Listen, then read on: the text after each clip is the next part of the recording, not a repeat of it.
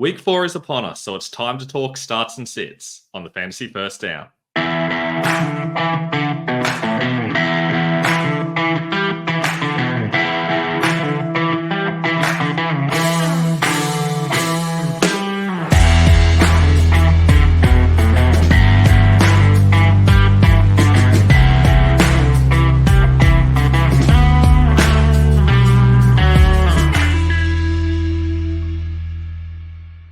Hello and welcome to the Fantasy First Down. I'm Ben Wasley. If you haven't already, it'd be great if you could like and subscribe on YouTube. You can check out all my rankings on Instagram at the Fantasy First Down, on Twitter at Fantasy First Down with no O, and our website is ffdfantasyfootball.com.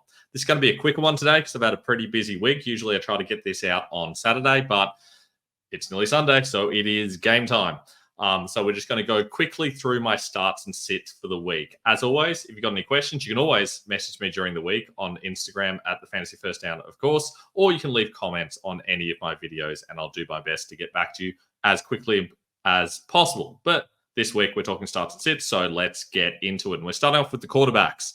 And a couple of surprises. Kyler Murray's been really rising up. He's got Washington this week, which is a solid matchup. So I expect him to be good there. Josh Allen's obviously got a great matchup too. Hurt should be good once again against Tampa. But really, I think the biggest surprise is Joe Burrow, who had a great week last week, and he backs up taking on Carolina. You can just score so many points against them. So I think he's a good start. And CJ Stroud, who takes on Jacksonville, they have been giving up points like nobody's business this week. So I do think he is a solid play, even though he's been a bit disappointing this season. Surprising red names here. I still think Lamar's going to get it done against Buffalo with his legs. But Patrick Mahomes, that's not the easiest matchup against the Chargers. You generally don't get it done through the air against them. Now, they have had some easier matchups this week, but I still think this could be a little bit tougher than we expect. He struggled a little bit this year anyway. Hasn't had a top 10 finish yet. So he's a lot further down my rankings than usual. In fact, I did start Dak Prescott over him in a league already. Now, some guys further down. Caleb Williams is a good streaming option this week. He takes on the Rams, who've been giving up a lot of points. Geno Smith gets Detroit, who's not the best matchup, but I still think that's a good opportunity for him to score points. Guys that I think are going to struggle. Anthony Richardson gets Pittsburgh, who's been fantastic at blocking teams through the air, and he's generally been struggling already with his passing, so I expect that to continue. Goff against Seattle, that's a difficult matchup on paper, but they've also had easy matchups so far.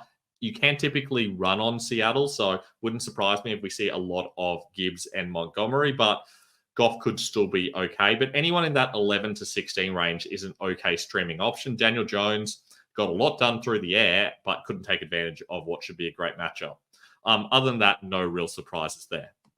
Let's talk about running backs. And Saquon Barkley is my number one, just like he's been number one twice so far this season. He gets a good matchup against Tampa. Anyone in that top group should be good. Alvin Kamara gets a tougher matchup against Atlanta, but he gets so many checkdowns that I do still think he should be very good. He's still a guy that you can definitely start. Kyren Williams against Chicago, so many injuries. You would think that he'd be someone to avoid, but the injuries are just vast and they should still be able to score on Chicago. So for that reason, I do think that he's going to get a lot of volume, even if he doesn't have the same touchdown upside he might certain weeks. Jonathan Taylor, that Pittsburgh matchup is difficult, but I still think with the way that Anthony Richardson's going, we're still going to see a lot of Taylor.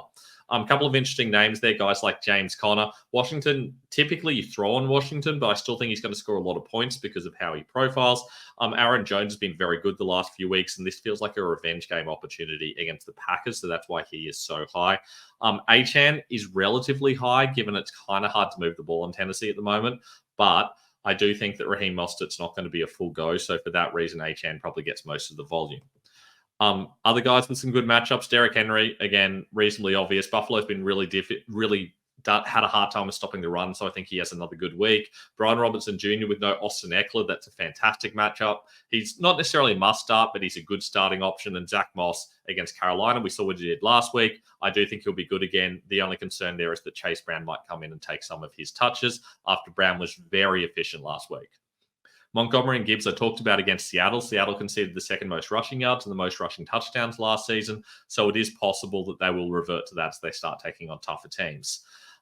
James Cook and Josh Jacobs both get some tough matchups. Cook, I think, would still be okay. He's really not that far away from Henry for me. That 11 to 16 is all one tier. So I wouldn't be scared of starting him. It's just that I think those other guys have better matchups and better opportunities. And Josh Jacobs, he's just been really disappointing. First game back for Jordan Love, it's not a great situation from him. Another guy with a difficult situation, Kenneth Walker, who comes back from injury. Really difficult matchup against Detroit. They've been near impossible to run on the last 2 seasons. So even though they want to use him, I think we still see some Charbonnet, and I still think he struggles to move it on the ground. Same thing with Dobbins against KC, whose run defense is really good. Tony Pollard did struggle last week in a fantastic matchup, but I think he probably bounces back. Devin Singletary was disappointing against Dallas. That was surprising. Everyone's relying on Dallas this season, except the Giants.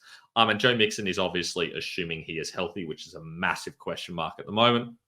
Jerome Ford had a big bounce back after Foreman got a lot of touches last week, and that adds some risk to him. So that's why he's lower down than you would expect. Rico Dowdle obviously had that solid game, and I was looking forward to that one. I started him in a couple of leagues because I do like Rico Dowdle moving forward, and he paid off already. A little bit further down, DeAndre Swift gets another good matchup, but he hasn't been able to take advantage of anything. He doesn't get the goal line touches. I think there's a lot of risk in starting him, but he at least should get a little bit of volume and be able to do something with it, but we'll see if that actually happens. Brown and Spears both get good matchups, but they're just plain not getting the volume. Charbonnet obviously drops with Kenneth Walker back and Emmanuel Wilson as well in that awkward matchup against Minnesota. Even though he was good last week, he's not someone you can use. Let's talk wide receivers, and there's a lot of good matchups, but the surprise names that are higher than usual, Marvin Harrison Jr. against Washington. We've seen every wide receiver puts up points against Washington pretty much. No reason to say Harrison shouldn't do the same. He's got massive upside. Nico Collins against Jacksonville, they concede a lot of points all round. I think he has a good chance of having a great game. He's particularly high because Tank Dell is going to be out for this game, so that really helps him as well. It's going to be Collins and Diggs. Some Browns a little bit lower against Seattle. They are very good against slot wide receivers. So I do feel like he might struggle a little bit. He kind of falls to the bottom of that tier when he'd usually be in that same area as that kind of 3 to 8 group, I think. Metcalf gets Detroit. That's another good matchup for him. He's been good in bad matchups the last couple of weeks. So who knows what's going to happen now that he actually gets a good matchup. And Chris Godwin gets a good matchup against Philly. They have been weak against the slot this year, but they've been weak against wide receivers in general in the past. So for that reason, Mike Evans might also be a solid option. Diggs moves up. It's a good matchup for him, though they're particularly good against out wide receivers as a matchup. I do think that Diggs is still a solid matchup as the slot guy, and it's possible they move him outside and end up using Robert Woods or Xavier Hutchinson instead in the slot, and that would help Diggs a lot as well. Diggs is a great option given the injury to Tank Dell. Also expect Dalton Schultz to jump up. You'll see that soon. Garrett Wilson gets that really tough Denver matchup. He'll be taking on Patrick Surtain. Entirely reasonable to drop him lower. It's just there's no one that I really felt like should push past him. Guys like Olave and Flowers have tough matchups. Ayuk has Deebo Samuel coming back. If Samuel's out, then all of a sudden Ayuk jumps back up ahead of Wilson probably. Johnson, slightly tough matchup against Cincinnati, and I need to see it again. Same thing with London. I just need to see it happen where it's not just touchdown dependent. DJ Moore gets that great matchup, but hard to know if Caleb Williams is legit yet. Pickens, I like that matchup too. Can he get it done? He's been very good the first couple of weeks, then disappointed last week relative to what we expected. And Jackson Smith-Njigba, Detroit is really weak against slot receivers. And JSN's been getting plenty of slot work, so he could have a really big week this week. Tyreek Hill's lower than I ever thought I'd have him because Tennessee has conceded the least points to wide receivers so far this season. That's partly matchup dependent, but I do think they're going to struggle to move the ball even with Tyler Huntley. And Jamison Williams gets that matchup against Seattle. They've been good so far, but I do think that possibly that's been matchup dependent and Williams could still be okay. T. Higgins might be okay against Carolina as well. They're kind of like a solid wide receiver matchup. Shaheed has had a couple of big weeks, but I expected him to come back to earth last week, and he did. I think that probably continues, but he's still their number 2 option. They might need to throw on Atlanta if Atlanta's playing well. Roma Dunze is a bit of a question mark with Keenan Allen coming back, but they both get that good matchup, so they're both okay options. Jerry Jeudy also gets that good matchup against the Raiders. We've seen Carolina rip the Raiders apart, so there's no reason to think that Cleveland couldn't do it as well. If we're talking about average quarterbacks with solid wide receivers, that's kind of what you get. Michael Pittman Jr. has been terrible this season because Anthony Richards has been terrible. I don't think Pittman's done much wrong. He gets Pittman against Pitt, that's a difficult matchup for him. Another difficult matchup, Cortland Sutton against the Jets. I'm avoiding him if possible. Jacoby Myers I would normally avoid against Cleveland, but he is the only wide receiver there with no Keenan Allen. So I have toyed with the idea of moving him up. It's just hard to trust him in that matchup. Robinson had that tough one against Dallas, but still got plenty of the ball. Waddle, awful matchup. This is the lowest I ever thought I'd have Jalen Waddle. It's crazy. Hill's so low, Waddle's even lower. He just struggles so badly when he doesn't have a good quarterback. Michael Wilson gets a boost because of that excellent Washington matchup, and Dortch is in there because slot receivers generally eat against Washington.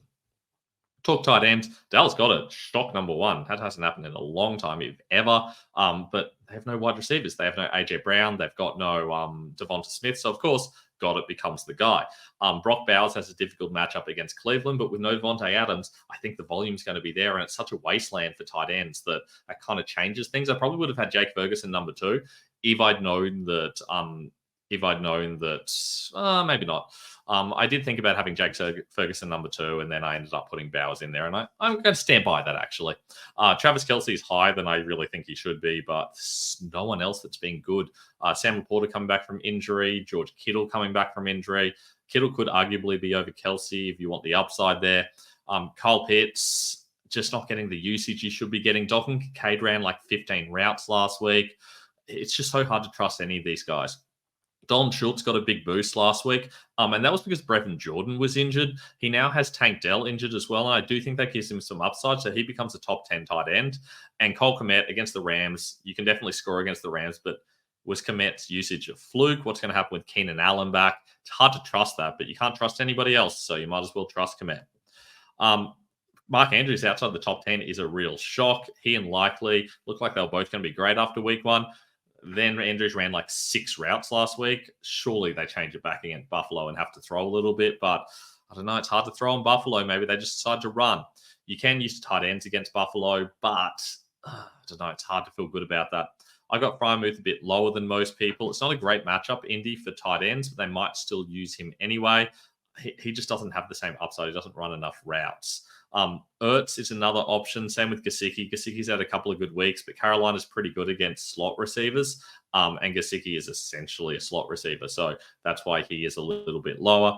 Ertz, I don't know. It's hard to trust him. Tyler Conklin probably gets the best matchup, which is why he's had a little bit of a jump. Note there's no Trey McBride, which is why Elijah Higgins is in there, but you don't generally attack Washington via your tight end, so that's why he's not higher. Nothing else to really talk about there. And that's my real quick go through my start sits. Much shorter one this week. If you've got questions, hit me up on Instagram at the Fantasy First Down, or leave a comment below, or you can also message me or tweet me at the Fantasy First Down with no O on Twitter. The website is ffdfantasyfootball.com with all my up-to-date rankings. And of course, you can check out my articles over at football.rasball.com. I look forward to seeing you guys for some more longer form stuff going into week 5. Good luck this weekend.